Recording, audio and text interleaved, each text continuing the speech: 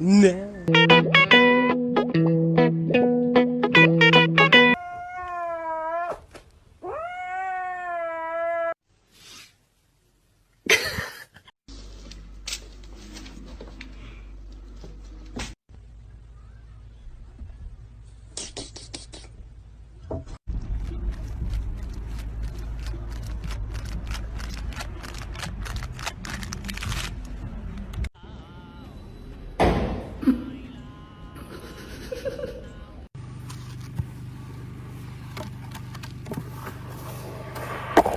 Mátalo, mátalo.